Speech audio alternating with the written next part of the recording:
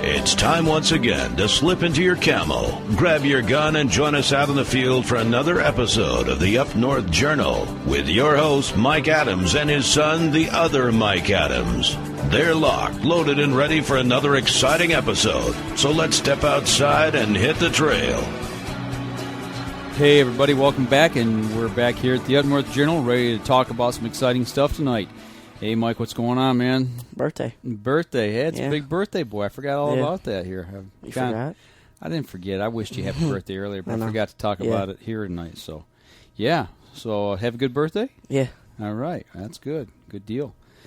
Well, just like to remind everybody, we are part of the Outdoor Radio Network, and if you'd like to listen to more outdoor-related podcasts, go over and check them out. And I'd like to also remember that we are part of Skinny Moose Media. We write a blog over there if you guys want to go over and check that out. It's skinnymoose.com, or we're over at Hooks and Bullets. You can find it through that link over there, or check it out on our website, upnorthjournal.com. And you can always subscribe to the podcast over at iTunes, or you can actually follow the link off of our website to our actual podcast site and subscribe there. So now that we got that business out of the way, Mike, what's been going on this week, man? Oh, nothing. Just got back from Cabelas a little while ago. Yeah. We're going to talk a little more about that here at the end of the show, so you guys make sure and hang out for that. We got some really good and cool stuff to talk about. It was a good day down there. So other than that, I didn't do much else this week. Yeah, you kind of laid low this week, and I was kind of the same way. It was a busy week. We're getting ready for vacation, so let's get that part out of the way right now. Next week, we are going to be out of town for the week, getting ready. Actually, tomorrow morning we're going to head out. But we're going to do a little bit of fishing up there while we're up north. And next Monday, September 1st, is actual opening day of early goose season. And that's going to be our last day there in town before we head back home. But we're actually going to try to get that hunt in that morning, at least get out and do a morning hunt. So hopefully we can bag a couple geese, or it would be sweet if we could limit out. But I'd like to get a couple. That would be fine with me. But and like I said, we got some things to talk about at the end of the show that's actually going to relate to that we did today. But as far as being on vacation next week and the blog, I'm going to try to write up there every day like I have been for Hooks and Bullets. The only thing that might pose a problem would be the fact if we can't get a internet connection up there. So we're going to kind of play that by ear. And if that's the case, I've got to have a guest person write for me this week occasionally, maybe 2-3 articles. However many he likes to throw that way, but that's a possibility this week if you don't see us over there. And also, the podcast next week, we're probably going to tape most of it up north and get it recorded up there, and we probably will not post that actually until we get back here in town Monday night. So, guys, when you listen to the show this week and you go into try to download next week's show, and you say, well, where are these guys at? We're going to be a day late, okay? Or at worst case scenario, if it's not there Monday evening, and I'm talking late Monday evening, then it'll be up there Tuesday morning when I get up. So never fear, we're going to take the equipment up that we need, and we're going to do a podcast up there. So just be patient, and you'll get to hear about our vacation up north. Exciting week. Hopefully it will be. You know, I mean, we put in a long, hard summer, and it's time to kick back and enjoy a little bit of it, and that's what we're going to do. So get up in the great outdoors up north, so, and enjoy it a little bit. So just chill out. Yep. Yeah. Actually, I'm ready to chill out right now. As you can tell, I probably don't sound the most enthused right now, but it's been a long day today. We got up at the crack of dawn, we hit it hard, and we've been doing a lot of driving. Like I said, down to Cabelas and back, and it was a long day down there. I went down and worked for Mossy Oak, so. But we're going to pick it up here, man. Let's get enthused and get right into what we did this week. We didn't start doing anything really outdoors related until later in the week, and I actually got out of work early Friday night, and a buddy of mine, Matt from up at Compass Outdoors, is gracious enough to take me over to his hunting spot, and then went over there and we were doing some deer scouting and just kind of getting things ready for season, checking out some stuff, checking out the trail cam. And I took Jake with me, so he got to go on a little deer scouting trip with me. That was pretty cool. And we got over there, and some, good sign that things are moving along over there nicely, and he's putting out a little bit of mineral out there, and Jake was? Well, I mean, Matt's been doing that over a period of time here, just checking where his trail camera's at and stuff like that, and you can see where the trails are starting to wear down a little bit, so that's going good, and we're towards the back of the property, and there's an opening back there overlooking the next piece of land back, and we rock kind of around the corner there, and I'm like, whoa, look, settle down, everybody sit down real quick, and they're like, what? And I'm like, there's 2 big bucks standing over in that field, so that was really cool. We sat there for a minute and actually got to watch them and look at them, and they were real nice bucks. So, and Jake was really, excited about seeing that. That's the first time he's really seen big deer like that, fairly close. Got a chance to see him, so he was all pumped up, and that made his night, I know. So, but yeah, it was just good getting outside, getting back into that hunting mode, getting ready for hunting season type thing. I mean, we've been shooting bows and doing all the other stuff this summer, but to actually start thinking about and doing something actively to get ready for the upcoming season, it just gets you really pumped up. Actually, this week, talking about getting pumped up, the weather here has been a little chilly as of late, especially in the mornings. And I woke up one morning early and got out, and man, I wrote an article on this. I call it "You Can Feel It in the Air," and you just walk outside, man, and all of a sudden, it's like fall just knocked on the door and said, "Hey, I'm here." It sticks out its hand and it shakes your hand and says, "Well, welcome back, man. It's time to get outside and play." And my sense of awareness just, my radar's up immediately. It's like, man, this deer season's coming. Small game season's coming. Early goose season's here. Yeah. And it's like your trigger finger starts to twitch, and you just, I don't know, you can't describe it. It's just a feeling you get when fall's here and it's time to get the game on and get out in the woods and get with it. So I've been kind of giddy all week, man. It's almost like Christmas for me. It's that anticipation leading up to Christmas, getting ready to open the presents. Well, it's anticipation leading up to hunting season, getting ready to lock and load and get out in the field. So I don't know. That part of this week has been really good. And there's certain smells you can smell in the air when you're driving down the road and you got your window down in your vehicle. The farmer, he's out either cutting hay or maybe gathering a little bit of his crops. And you can smell that in the air. Or you can smell the leaves. I don't know. There's just something special about it. Yeah. It's really cool. So, but yeah, that's kept me fired up this week. And then as you know, we've been talking a little bit too here about me shopping around for a bow. Well, I still haven't made a decision yet. I was kind of perplexed, and we were waiting on some things maybe to come through for us. And actually, this week, I got in touch with some people from Bowtech, and we're trying to work some stuff out. But the bow that I went over and shot this week was the Guardian by Bowtech. I've shot the General before, and I really like that bow. And then they came out with that bulletin, that recall on it, with the limbs on it. So, I'm like, man, I don't know. I don't want to get involved with something that's being recalled and, be disappointed. But I know they got a good product. So I went over and shot the Guardian this week, and I fell in love with it. I mean, I really did. It shot really nice. It was real quiet. It was real smooth. I will say this, that the cams are aggressive on it. That's where they're picking up their speed. And that's not a real issue. I mean, I can still draw it comfortably, and it fit me well. So we've talked with the reps over there, and I'm gonna go ahead and I'm gonna place an order this week for that bow. So sweet.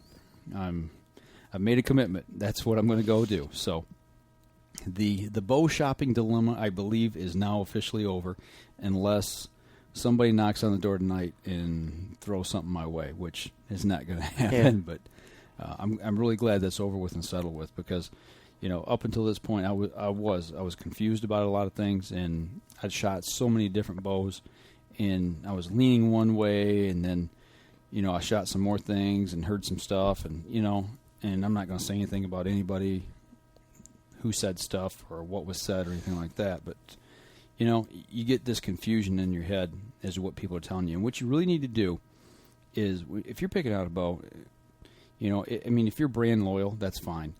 But if you're not brand loyal, get out there and find what you like.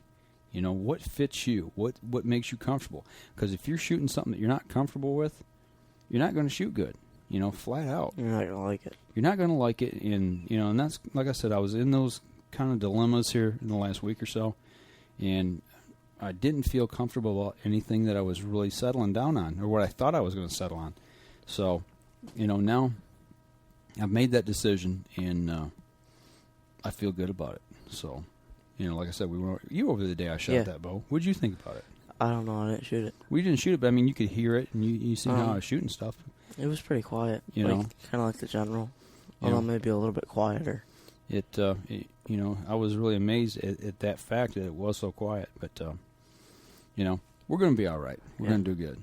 I know you like yours. I've shot yours, your Bowtech, and, it's just a sweet shooting bow. So, but anyway, so that part of my archery dilemma, I guess, so to speak, is over.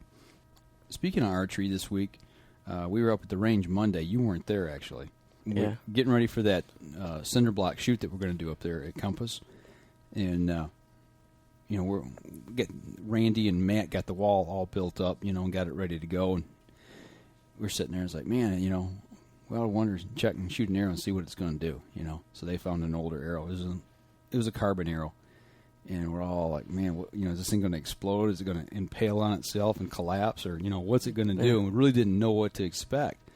So Randy, he gets the arrow and goes up there with his bow, and everybody kind of backs up out of the way, not knowing what to expect. If things going to explode or, ricochet or whatever. You just don't know. So we all kind of stand back, and he lets it rip, and it was pretty cool. I mean, that arrow, when it hit that cinder block, that field tip just impaled itself backwards into that arrow. It must have went back, 2-3 inches back into the shaft of that thing.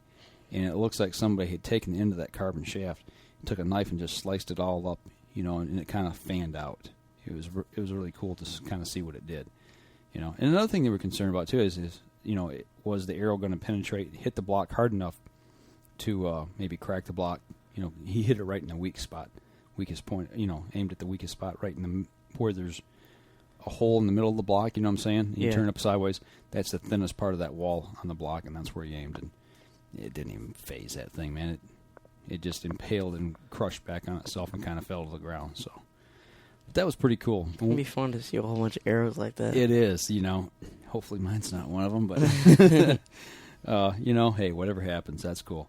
But I'm going to take the video camera up there when we do that, and I'm going to put it down range and turn it 90 degrees off of the target, so we get a side shot of those arrows hitting the cinder blocks. If anyone does that. And watching them collapse on themselves or fold up or whatever they're going to do. So that's going to be some cool video to see exactly what happens with it. So something a little different. Kind of looking forward to that. So speaking of upcoming events that we got, 2 weeks from this weekend that we're currently in, not Labor Day weekend, but the following weekend, we're going to be at Woods and Water. It's a big outdoor event over in Imlay City, Michigan, which is about 30-40 miles east of Flint, Michigan on I-69. We're going to be over there hanging out. We're going to be working with Chuck Parr at Delta Waterfowl. We're going to mention this again at the end of the show, obviously. But and I'm also working with the National Wild Turkey Federation over there for our local chapter. And I think we're going to be working part of that event also as Mossy Oak. So you're actually going to be helping Chuck out over there. Yeah, I'm going to be working over there pretty much all day. Yeah, you're going to be working over there Friday, Saturday, and then Sunday's the shoot there at Compass. So we won't be over there Sunday, but you're going to be there 2 days. I'm going to be there a full day. So they push some people through that event too. It's a pretty busy event. I think they said normally they do 10 to 15,000 people on a weekend. So a lot of people moving through there. So we're going to make some good contacts, I think, and should be an exciting time. Hang out over there. And the following weekend is the Sportsman's Classic, which is over at the Fenton Lake Sportsman's Club, which is just south of Flint in the little town of Fenton here where we kind of hang out. Yeah, hang out. Well, but what's unique about that event, that's going to be on September 13th. It's a fundraiser for a local Christian organization here in town. But what's special about that event for you, Michael, is you're going to have a big part in that one, aren't you? Yeah, I'm going to have calling clinic for the youth out there. Okay. You're going to teach them how to call ducks, huh? Yeah. You're going to take your cell phone and call them? Yeah, maybe. No, I'm going to teach them the basics of duck calling, just stuff like that. Okay. How to hold a call, how to blow on it, different tones and notes to use. Okay. Well, that's cool. Going to help out some kids and get them interested in the outdoors. That's giving back's what it's all about. And, you know, I'm glad to see you doing that. And people have taught you, and now it's time for you to give back a little. So that's really cool. We got those 2 events coming up, but, you know, that's, like I said, we really didn't do a whole lot this weekend as far as getting outdoors until today. So that's pretty much wraps up our week is what we did. Kind of looking forward and anticipating what's coming up next week for us, getting ready to go up north. So I'll tell you what we're going to do. We're going to take a quick break. We'll come back. Got some outdoor news that we need to go over. And then when we come back from that break, we've got an interview with our buddy Chuck Parr, who is part of the Up North Journal Pro staff here. We all went down to Cabelas today, took him down. That in itself was a treat, taking Chuck with us. And you'll find out why later. So let's take a quick break. We'll step outside. We'll come back, and we'll cover some outdoor news. Sound good? Yeah. Okay, we'll be right back after this.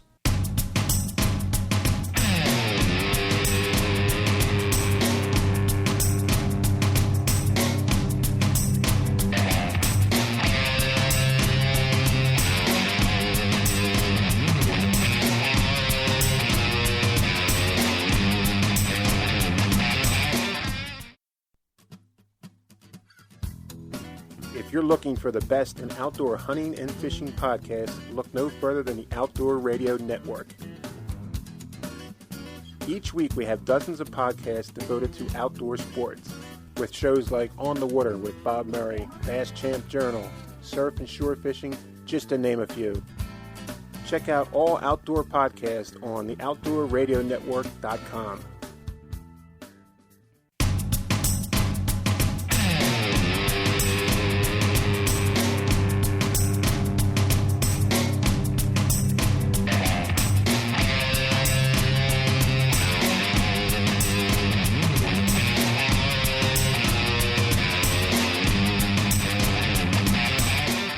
Welcome back, everybody. And now let's get into a little outdoor news of the week. We haven't had a lot of outdoor news here through the summer.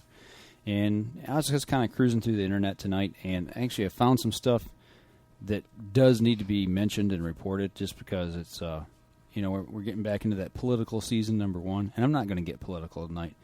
I won't get on my I don't have enough energy to get on my soapbox tonight. But there's some things that are going on out there, and it's just we need to be reminded. We need to stay diligent and stay on top of these things and keep people aware and fight for our rights. And the first thing I got here is from the U.S. Sportsman Alliance website, and it's the Antis file another suit to prevent trapping in Maine. And if you remember, I don't know, 4 or 5 months ago, back over in Minnesota, the Antis were over there knocking on their door trying to get legislation passed to ban trapping. And it was good that the court system stood up and told those guys, no, you know, this isn't going to fly. So, but they're back at it again, and they're over in Maine right now. And there's 2 anti-hunting groups that filed a lawsuit last week in federal court in order to make wildlife officials in Maine take more steps to prevent the incidental taking of the Canadian lynx. And that's exactly the same thing they did in Canada, and it was over the Canadian lynx. And they're using that animal to try to stop all trapping. It's just a gateway to get their fingers in to ban trapping altogether. It's not about the Canadian lynx. It's about more than that. But where this thing really stemmed from is about a year ago, they had a similar lawsuit that they filed. The U.S. Sportsman Legal Defense Fund actually last year helped fight the Animal Protection Institute against a similar law. What they did is the Animal Protection Institute came in, filed pretty much the same type of lawsuit, and the court granted them a small victory in saying that the way that they trapped animals over there, they had to use smaller traps to help stop the incidental catchings of the Canadian lynx. Well, it didn't totally stop it. They trapped 8 Canadian lynx last year in Maine. So now this group and another group are coming back and saying, hey, you know what? You're still catching these lynx. You've got to ban trapping altogether. But the funny thing is the 8 lynx that they did catch, they released them with no harm. So they didn't hurt the animals. Yeah. They trapped them. They found them in the trap. It was an incidental trapping. They released them back into the wild. No harm, no foul. So, but they're using those 8 animals as a reason to ban all trapping. So, so that's coming back to the state of Maine, and these guys aren't going to stop. You know, they're just going to keep coming at us. And it's just a small piece of what they're trying to do. You know, if they get trapping, they're going to turn around. They're going to go after the next thing, and after the next thing. And what they're trying to do is they're using the Endangered Species Act, which Canadian Lynx is on, to try to keep these people from doing what they like to do. So, but that's one thing that we got to watch out for. The next article that I came across was over in New Jersey, and we've all heard about the problems coming out of New Jersey. I've reported on this for over a year. First, it was black bears over there. You know, they want to stop black bear hunting, and over there in New Jersey, what they're trying to do, this is over in a place called Wall Township, is they're seeking to get new legislation passed, or a new restriction passed in that township. And what they're trying to do is get an ordinance that would prohibit a person from having a loaded firearm or a nocked arrow within 650 feet of any building, school playground, or municipal park. Currently, the New Jersey state law is set to a 450 feet limit, safety zone, which we have here in Michigan. Same thing, 450 feet. And they want a 200-foot increase in that distance, which would limit people even further as to where they can hunt, or how much land they actually had to hunt.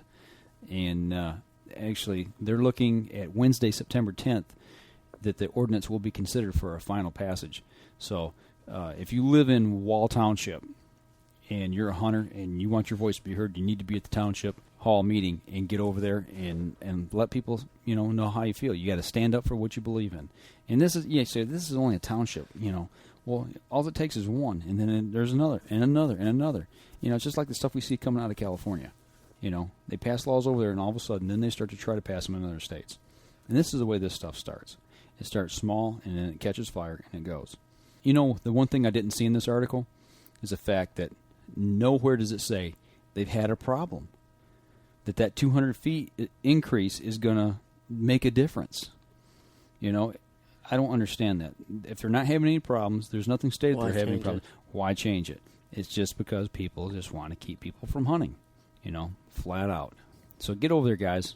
Stand up for your rights and be heard. And, don't back down. Now, the next article I got here, these are all bad. This one's from the NRAHuntersRights.org. This one's out in New Mexico.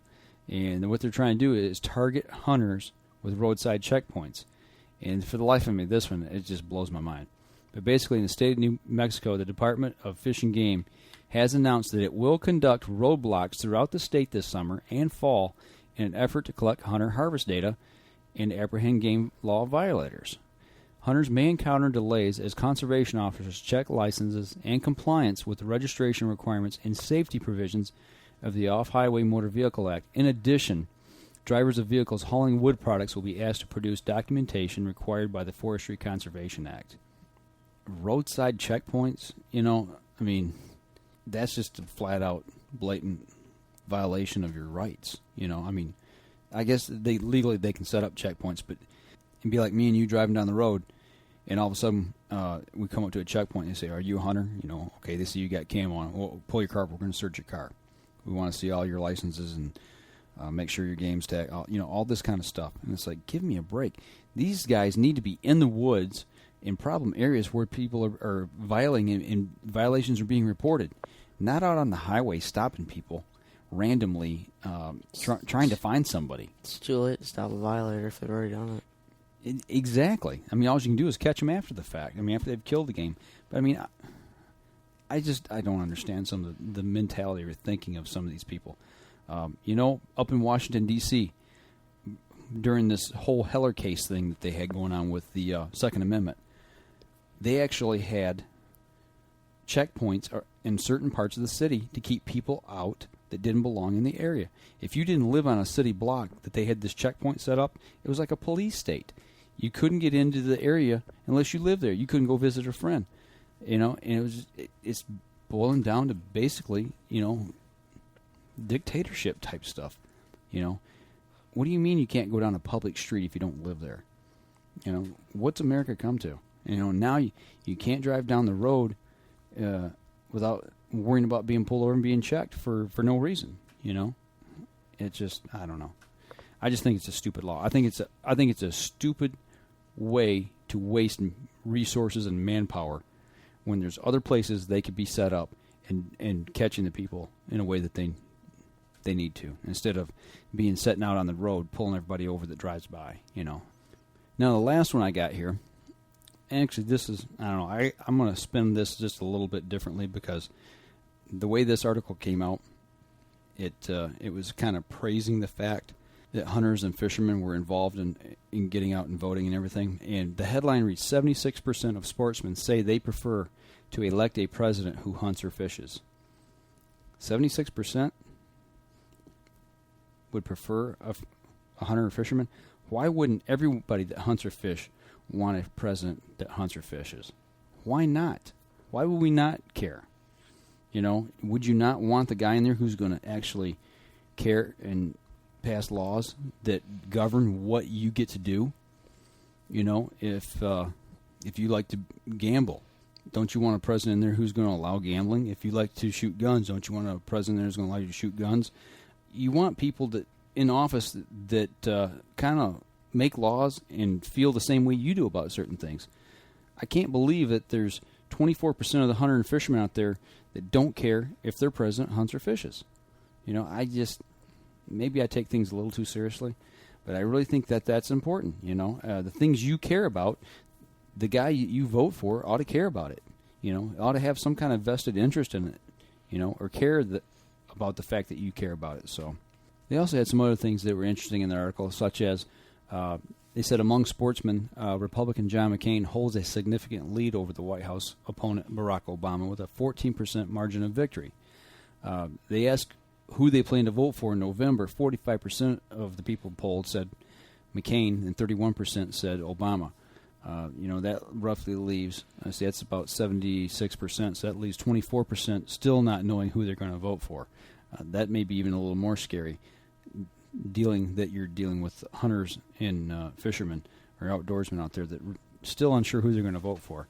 Then it goes on to say that, actually, I wrote an article on this week too, on the blog site, but they ask who they'd like to go hunting with.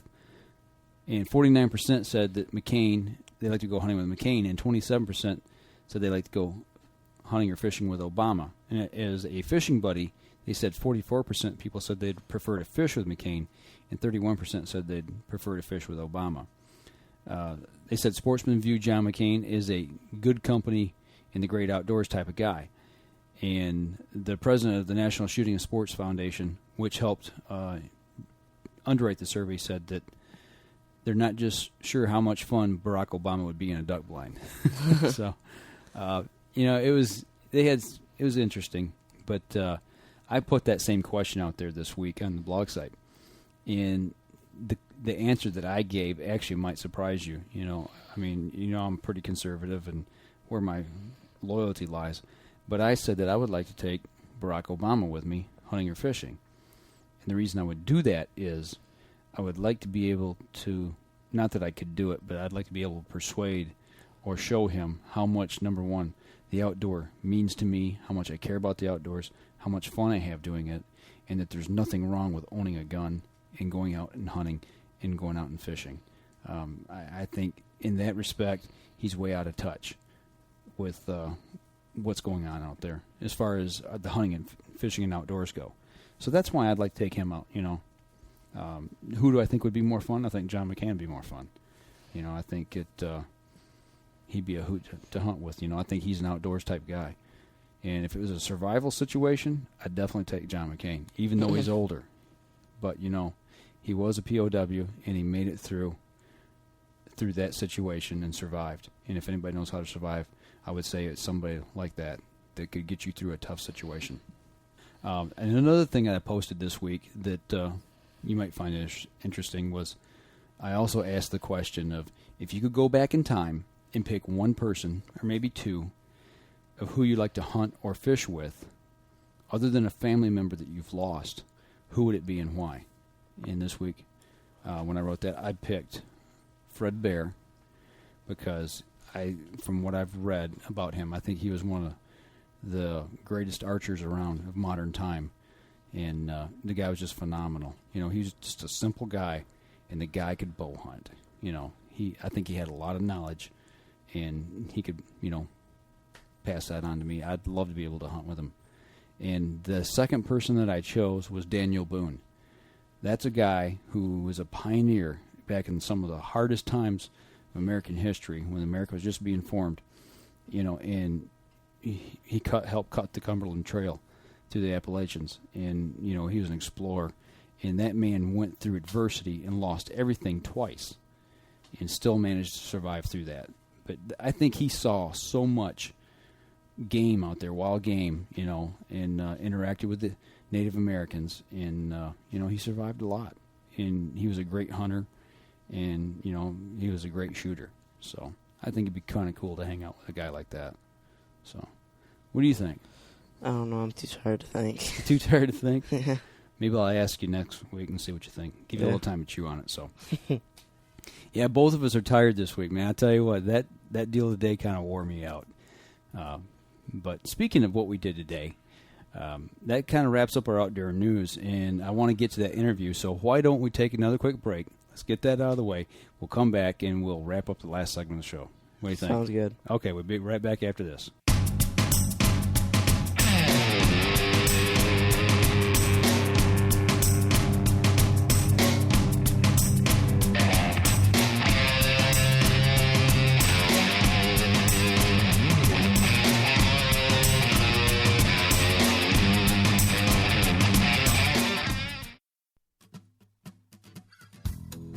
If you're looking for the best in outdoor hunting and fishing podcasts, look no further than the Outdoor Radio Network. Each week we have dozens of podcasts devoted to outdoor sports, with shows like On the Water with Bob Murray, Bass Champ Journal, Surf and Shore Fishing, just to name a few. Check out all outdoor podcasts on the OutdoorRadioNetwork.com.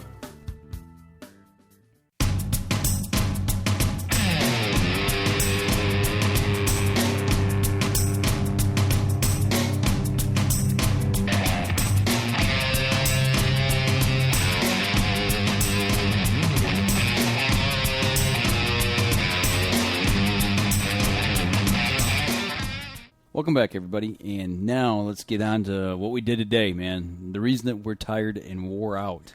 Yeah. This morning, we got up early. Our good buddy Chuck Parr come over here, and we loaded up, and we went to Cabelas. And did a little event down there today. Helped out down there with the Waterfowl Classic. And Michael celebrated his birthday down there. And Chuck went nuts. It was like a birthday for him. Yeah, it was like birthday, Christmas, and everything rolled into one for that cat. So after we got back home from the event, Chuck was here. We all sat down, and we kind of went over what we did for the day, did a little interview, and we're going to bring that to you right now. So here's me, Chuck, and Mike sitting down talking about Cabelas.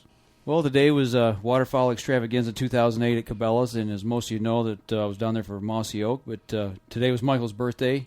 He got a couple birthday gifts down there from Special Friend, and Chuck Parr, our pro staffer from Up North Journal here, was with us today, and it was his first time to Cabelas. It was like a kid in a candy store, and I had to pry him out of the store, actually, drag him by his heels. He was clawing at the pavement and said, "No, don't take me." So we've got Mike and Chuck here with us today, so that's what we want to kind of talk about. Chuck, it was your first time to Cabelas. What was it like, man? Wow. That place is it's huge. Absolutely huge.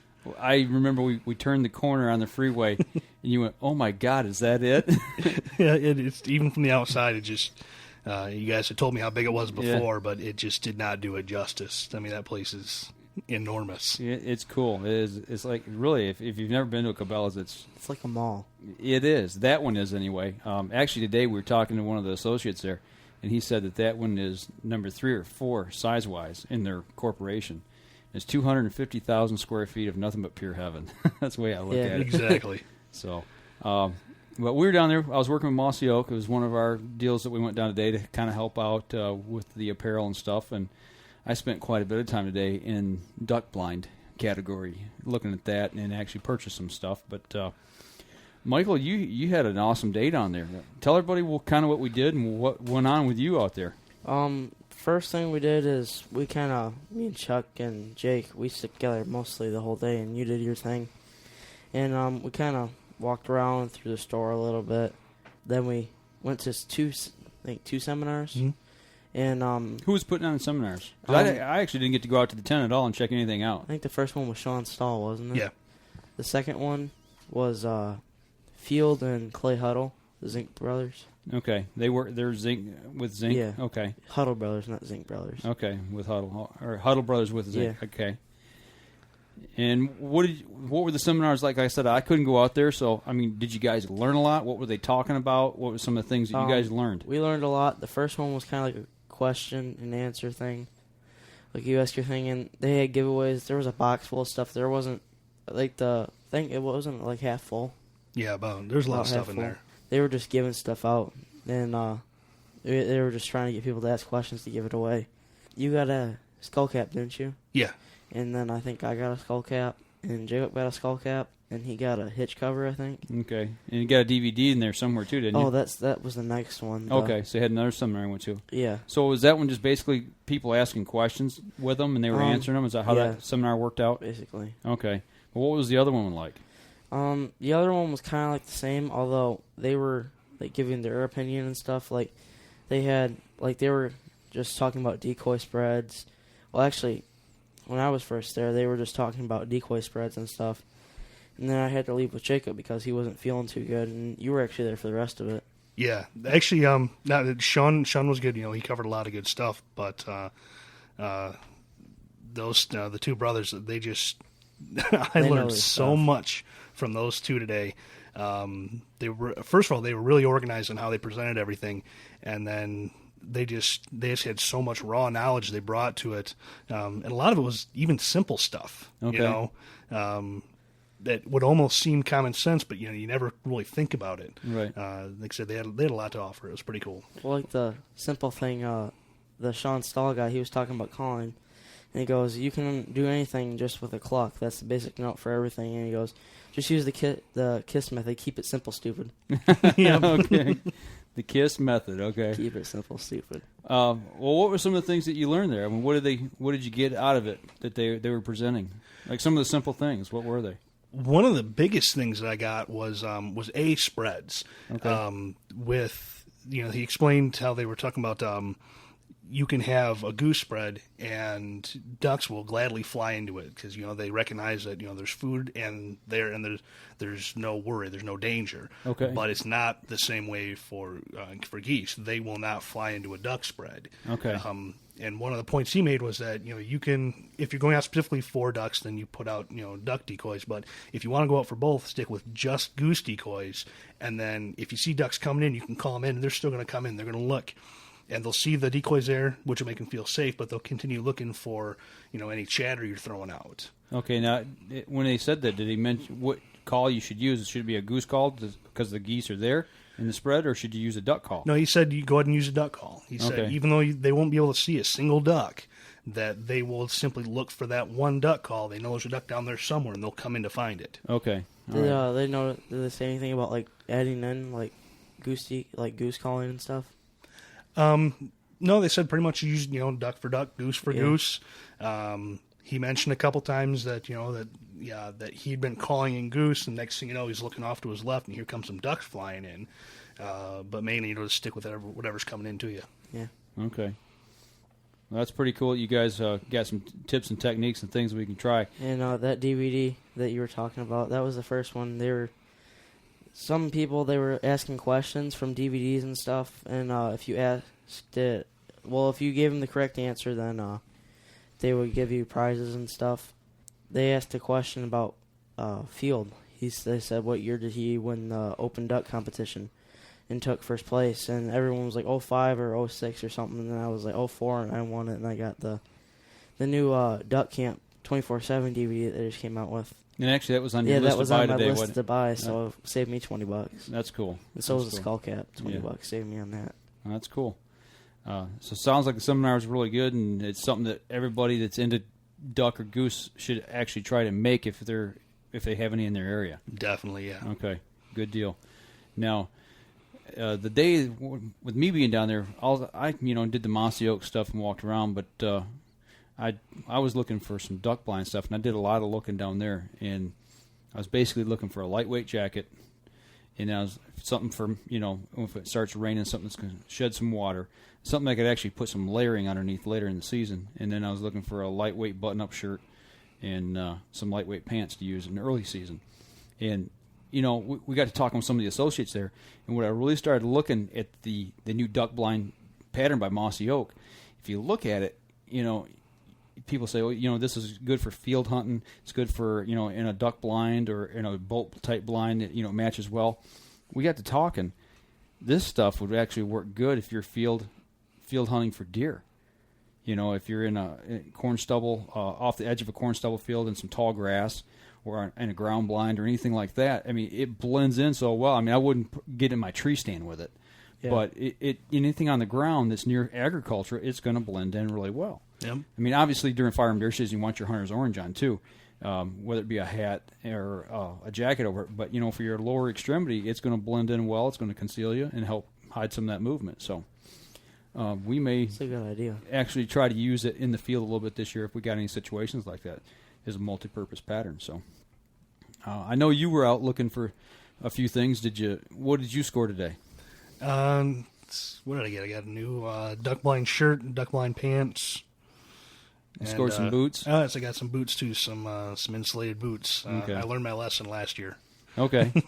Well, you were actually out working on looking for some new waders, but you were mixed and torn between there, and you didn't do anything with that. How did you decide, and why did you decide? I wanted the Mossy Oak duck blind camo pattern. Let me say first, he's not being pressured by me in any way whatsoever.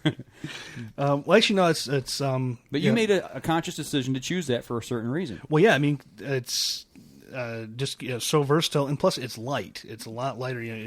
If you're wearing light camo and you're in some weeds that are a little bit darker, you're going to be a spot, but you're not that noticeable spot. If you're in light weeds and you're wearing really dark, like the Max HD, you're going to stick out like a sore thumb. So that's why I really wanted to go with that stuff. And they didn't have any of the higher end or the better quality waders that had the duck blind pattern on it. Okay. They had everything but duck blind. Okay. So you were consciously going after that pattern. Yes. Yeah. But they did have it in the real high end stuff. And actually, you actually tried them on, but you and I got to talking about it. I'm like, man, that's 1,600 grams of thensolate. Yeah. And you put them on, and it's like jumping in the oven. Oh, yeah, it was bad. So, well, like yesterday, I tried on I think I had 300 or 800 grams, and I was roasting it inside the house with air conditioning on. Yeah, it's something to really consider. Everybody thinks, I got to get the most and the best, and you really need to think about what kind of situation you're going to use them in. If you're going to, you're sweating your butt off in a cool morning. Yeah, can you layer up a little bit underneath? Do you have enough room in them to layer up, in late season? So, if not, you need to make sure you've got a little bit of extra room, but don't get something you can't use in early season. Exactly. Yeah.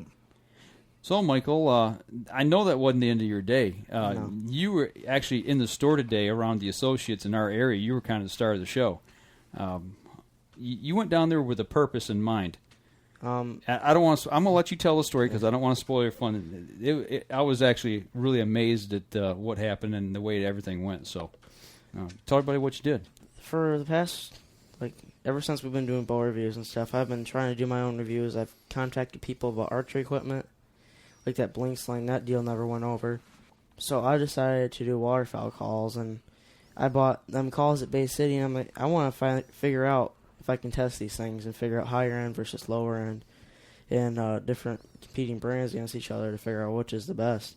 So I have Zinc, I have some Buck Gardner, I have some R&T Quackhead, some of the lower polycarb brands, and then I have the new ones that I got. The Foils Migrators that I got today. Okay, well, just to back up a little bit, the Zinc call you got, it's a custom handmade call, and you're getting one from Double Coyote. Right. We're waiting to get that one in. Yeah, we're waiting to get that one in. We're waiting on actually for the reeds to come in. Acrylic, and the Zinc is Coca-Cola. Okay, So you wanted to put another one up, to do as many of the higher end calls. So like acrylic versus Coca-Cola versus polycarb. Okay, stuff like that. And you were looking at Foils Migrators. They had some high-end calls. Yeah, I was doing lots of research, a lot of catalog looking, stuff like that. And you emailed one of their guys this week. Yeah, I sent an email to Big Sean Hammock. He replied, and he said, yeah, I'm going to be in Dundee. Stop by my booth and figure out, and we'll talk and see what we can do. So I went down there, and he really didn't know anything about it, but I was planning on interviewing him. Mm-hmm. So I went down there, and I asked him, and he goes, and I introduced myself and stuff, and I asked him, and he said, sure, that'd be fine. He goes, just come tell me when you're ready to do it. Actually, we did it at 2 o'clock? Yeah, we went back after lunch. Yeah. Everybody eat lunch and everything. Things kind of slowed down. So yeah. But when you said interview, it wasn't just like for a podcast interview. No. We actually took the video camera down. Yeah. And actually, that was my first interview. That was your first interview. Yeah. And the first thing he's like, well, can't do it here because there's too much noise and everything. This guy was polished. I mean, he's done TV before, done radio, whatever. He knew the game, and he was good at it. So he took us outside next to his truck. His big truck that's, it's all done up with stickers. Chevy Duramax diesel. It's a sweet truck. We're going to have to get a picture. We got a picture. We'll have to get it put up on the net or put it in the video. But, it was a sweet ride. But we went out there, and Michael asked him questions on camera and did a real nice job with it. And we're going to get that put up on the internet so everybody can check it out. But, you did your first interview. You interviewed a world champion goose caller. Yeah. And it went really well. I was really impressed with it. I was kind of nervous, but after talking to him for a few minutes, I felt fine. After the third take of starting? It was only 2. So, no, but you did all right. You did fine. But you went back in and you started talking to him about this field test. I was talking to him and stuff, and he goes, yeah, we'll figure out what we can do. And he looked through his bag, and first off, he gave me one of his the lower-end polycarbs that they have, which really it's not a low-end polycarb. I mean, first time I tried it, it sounds just as good or even better than that zinc. Okay. Not even to start off the field test yet, but... And then he signed that for me with Sharpie and stuff, so I got that signed. It's on my lanyard, and he said he would send me a straight meat honk or one of their higher-end calls, the acrylics, and then he started thinking, he goes, wait a minute, I have one out in my truck, and he goes, it's pretty ugly, though. Okay. I go, oh, that's okay. And he goes, no, seriously, it's ugly. And okay, so he said, just come back later before you guys leave, and then we'll go out to my truck and we'll get it. And I went out there and got it with him, and it was clear purple. Okay. Yeah. It looks more fuchsia than it does purple. Yeah. He's right. It's ugly. Yeah. But so, what do you got in mind with this field test? What are you going to do with these different calls? What's your game plan? I'm going to do. Actually, me and Chuck are probably going to be the ones doing it. For him being a person that's just starting out a novice, and me having a year experience and actually doing some experience in competition calling. Okay. For only one, and hey, you did all right in that competition. Took seconds. So don't knock yourself. 2 points. So just figure out like which one's easiest to blow, which one's easiest to break over, stuff like that. Okay.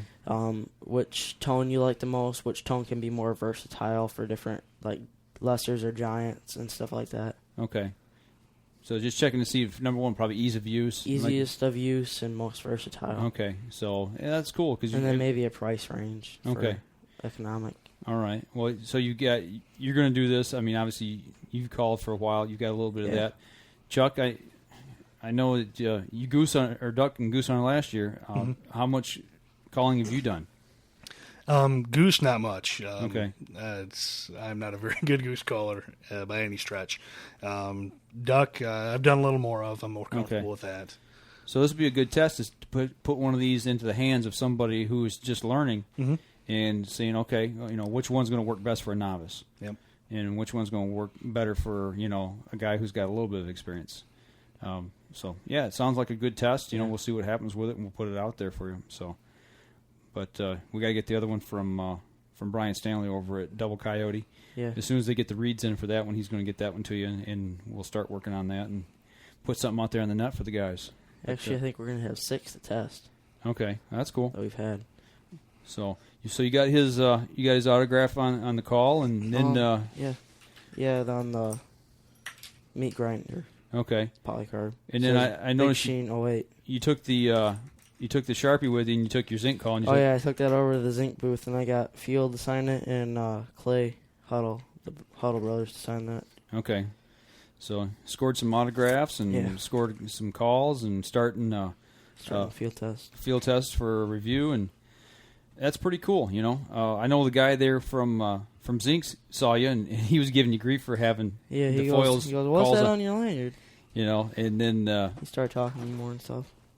He was really interested in about getting that article put out for you about the calling the call contest that you were in. Yeah. So he's got a picture of that and where you play second and all that, and they're going to put that up on their site. So that's good. And that's the thing, you start get out and meet and mingling with these guys and getting to know them. It gives you a little more credibility, but it gives you a little more learning experience. And all of a sudden, then they're coming to you and saying, "Hey, what you guys all about? What's going on with this and that? And what's your test all about?" So it's all good. It was a good day for everybody, I think. Like I said, I tried to drag you out of the store, and you were scratching and clawing at the doorpost, saying, "No, don't take me home." I did not want to leave. But I thoroughly love that place. It's just, like a kid in a candy store there. It's really neat. And I got to spend a lot of time in camo clothing today again, and it just amazes me at how much camo is out there. How many different, not so much patterns, but just different variety of clothing that you can actually get your hands on and put in different situations. I found a new, like a windbreaker, wind shear type material today that was put into some of the mossy oak clothes and some of the other competing camo patterns too. But I never really give that much consideration. I mean, I've sat in a tree stand. You start getting cold and wind blows. Well, they've got a fabric out now that helps knock that down. And talking to some of the people who use it say it's really awesome. So it's something else to consider now. Too many options. That's the problem. So options are good. Yeah. It was a good day. I got to go in the aquarium for the first time. Oh, you've never been over to the aquarium? No. Yeah, cool. They got a huge. Actually, there's like 3 different sections of their aquarium over there. Pretty neat. So all in all, it was a good day. Cabelas. Everybody come home with some new toys. Yeah. Chuck did good. He's not going to get shot when he goes home to the wife. Every time we go out and play, something happens. So it was a good day. We all came back safe and sound. But I don't want to jump off subject real quick, but you got some events coming up here with the Holly Waterfowl chapter, the Delta Waterfowl chapter you started over there. We finally refer to you as El Presidente. So what you got going? Well, we got the Woods and Water Weekend, which is the 5th, 6th, and 7th out in Imlay City. We're going to have a booth out there. Okay. And then we've got the Sportsman's Classic, which is, I believe, the following weekend. The 13th? 13th, yes. Yeah, Saturday the 13th. Yep. Okay, and where's that event at? That's going to be at the Fenton Lake Sportsman's Club. Okay, here near Fenton, Michigan, or Holly, Michigan. Yeah, yep. So, actually, we've got directions and everything and all the events and everything that's going on with that, with both events on our website, upnorthjournal.com. Just go over and check that out. What's your main focus when you go to Woods and Water? Are you doing a membership drive or just getting information out? Well, I'll be doing both. The main thing is really going to be focused on membership. Okay. Getting people, not necessarily. I mean, we want people, to join Delta as a whole, but to really expand the chapter, we've got a lot of potential. Especially, being the only chapter out this way, we got a lot of potential to. Lots of waterfowl hunters out here. Yeah, there's a ton of waterfowl hunters. Yeah. But there's really no club for them to join. Well, here we are. Right. So. And I think I'm working both them events with you, aren't I? I think so. Yeah. And actually, at the Sportsman's Classic, you're doing a your first calling seminar. Yeah. For the kids or youth out there. What do you got planned for that? Just basics. I think you're getting the calls or something. We're going to try to get enough calls to do the clinic. I'm not 100% sure on that yet, but we're going to do our absolute best to get them. Okay. Yeah. All right. So you're just going to kind of go through the beginnings, the basics of it, how to get them to blow a call, make some basic notes and basic calls and stuff like that, and get some kids interested in calling ducks. Now, is it just ducks and geese? What are you going to do with that? Just duck calling? Yeah, probably just duck calling. Maybe if there's like a few guys there, maybe a goose calling thing. If they're interested in it. Yeah. Okay. I know there's one of your friends from the place that's putting it on, the goose hunter. Oh, Dale, yeah. Yeah. Yeah, he blows the Tim Grounds. Okay. I'm a zinc and the foils guy now. Okay. So. All right. Well, that sounds like we've got plenty to do here in the next couple weeks. We'll make sure if anybody wants any information, like I said, on either the chapter, the Delta Waterfowl chapter that you've got going, or these events where we're going to be at, like I said, go to the website, upnorthjournal.com, and check out there on our events page, and you can see all that. So early goose season starting here Labor Day here in Michigan, and I'm going to be on the water at sunrise, good Lord willing, and creeks don't rise. That's where we're going to be. What about you? You got plans to be out that morning? Unfortunately, I probably have to work that day, but I'll be out of work by probably 2:30, 3 o'clock, so I'll be hitting it afterwards. Do the evening hunt? Yeah, and then if my boss is so kind enough, especially if he's listening, to let me have that day off, I'll probably be out in Saginaw, out of Fish Point. Okay, all right. So they've got goose season up there where they open up for goose? Yep. Okay. I've never been up there. That's something that I'm going to have to try this year. Get up there one time, check it out, and see what happens. And try to go up to Point Moulier, too. Yeah, definitely. Oh, that's right. We were down there today and run across Joe Robinson. He's a DNR biologist, and we were actually, us three and Jake were down at Point Moulier for the goose banding back in June, I believe it was. I can't remember, but we were down there, and I didn't know it, but he's an Avery pro staffer, so he was. Oh, out really? There. Yeah, he was out there for Avery. I think he's a zinc pro staffer too. Zinc, okay. Yeah, he was wearing an Avery shirt today. He was a zinc. Yeah. So yeah, he was down there today and walked up and talked to him for a little while, and he remembered us and told him. I said, "Well, the video's almost done. Actually, we were going to work on it tonight here, but I just couldn't get everything transferred fast enough, so we're going to have to do that another time. But we are going to get that back up on the net so everybody can see it because that was truly an awesome day. We had a lot of fun down there. And actually, he showed me pictures today. Last Friday, they were down there and they banded ducks, and they banded roughly 160 ducks. And you think we got dirty that day? The pictures he showed me, they were covered. These ducks were just nothing but solid mud, and they netted them. They shot a net cannon out over top of them and gathered them up. And we were spick and span clean compared to what those guys were. The pictures were just amazing. They were just mud everywhere, just like they'd taken and just shoved them down in the mud. It was incredible. Nice. But yeah, they did 160 last week. I'm like, man, that would have been fun to be down for that event. But yeah, we got to meet him, and actually we ran into one of your teachers there. First thing, walked right in the door, and your teacher, one of your teachers from last year, who's a big duck hunter, was down there, and we talked with him. So that was kind of cool. He was getting ready for goose season. He's actually friends with one of the guys putting on the Sportsman's Classic. Oh, really? Yeah, one of the guys. Yeah, that was the other with guy him that there. was with him. Okay.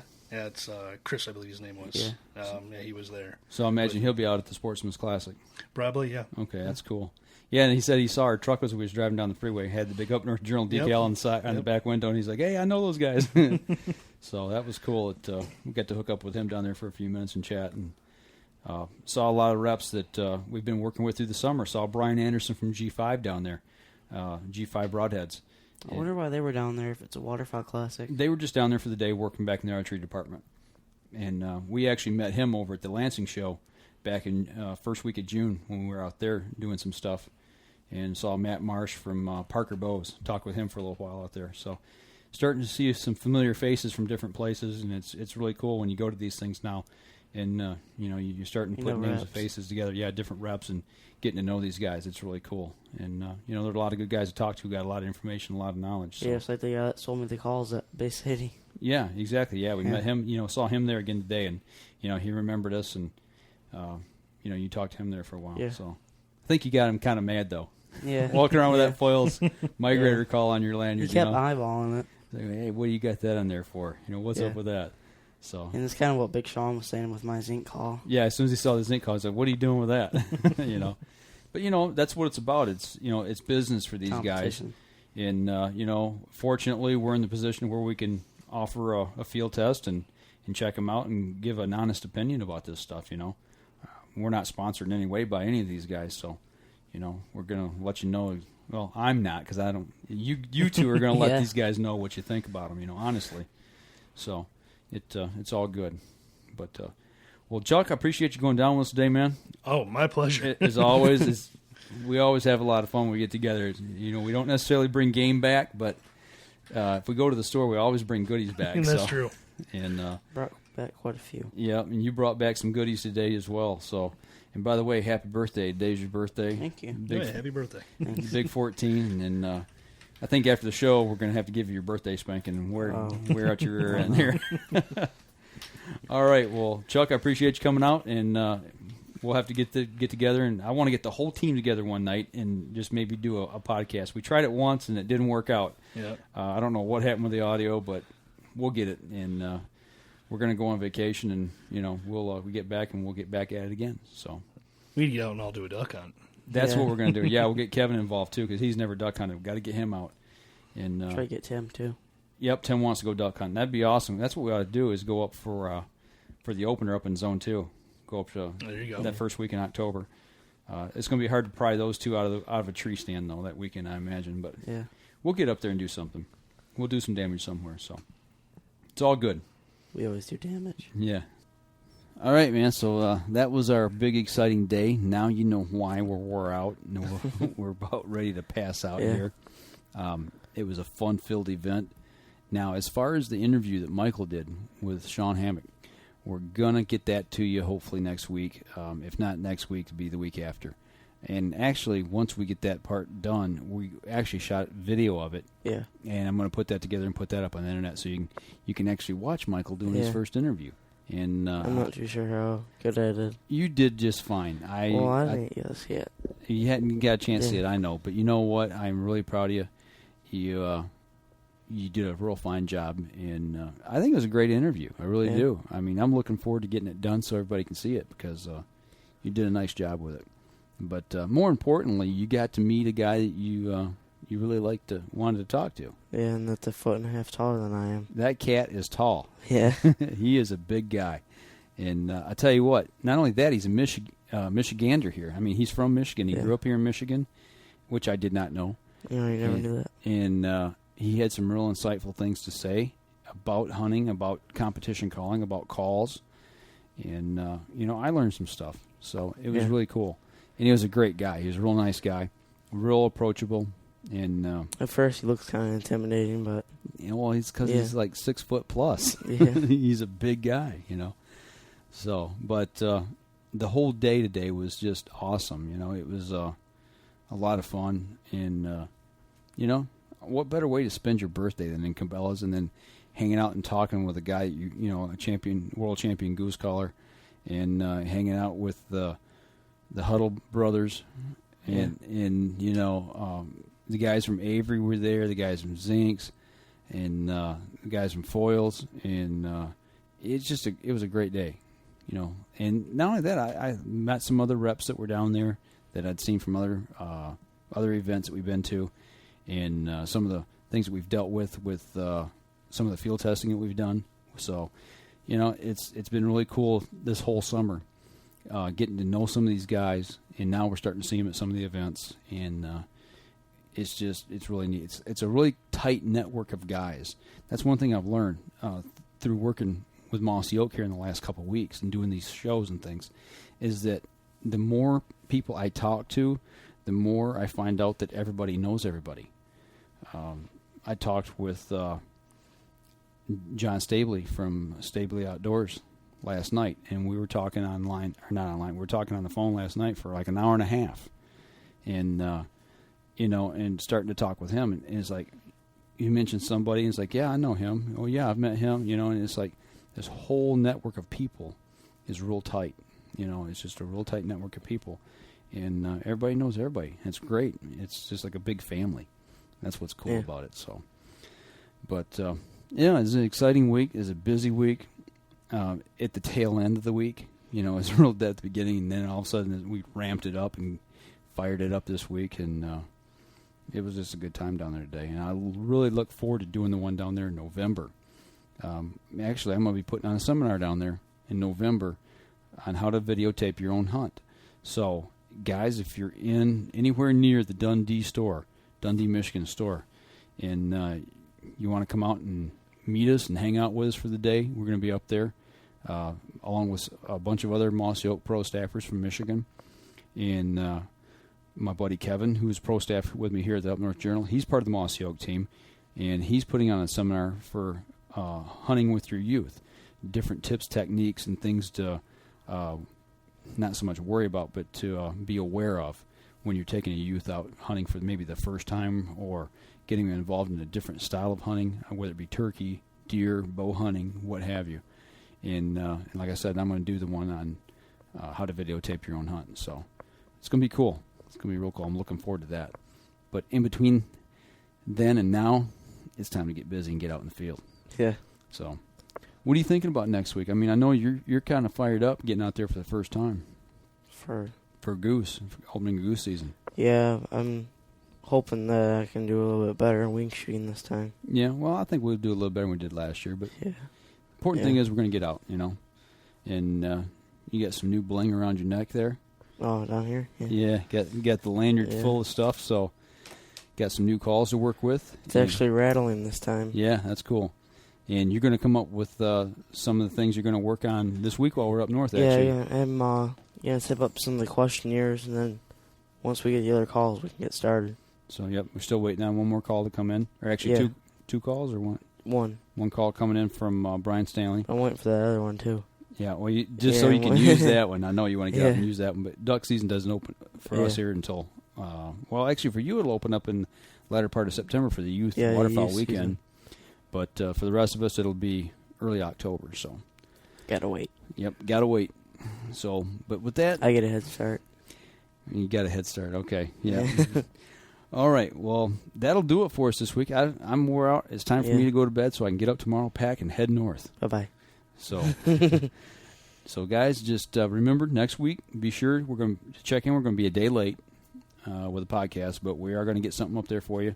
Let you know how we did up there, and who knows what we're going to get into up there.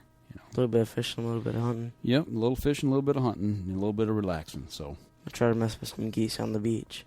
Yeah, we're going to get rid of some of those local geese maybe. I don't know. Yeah. All right, well, listen, folks, that'll do it this week for us here at the Up North Journal. And as always, if you're out on the water or in the woods, remember, shoot straight and be safe until next week on the Up North Journal.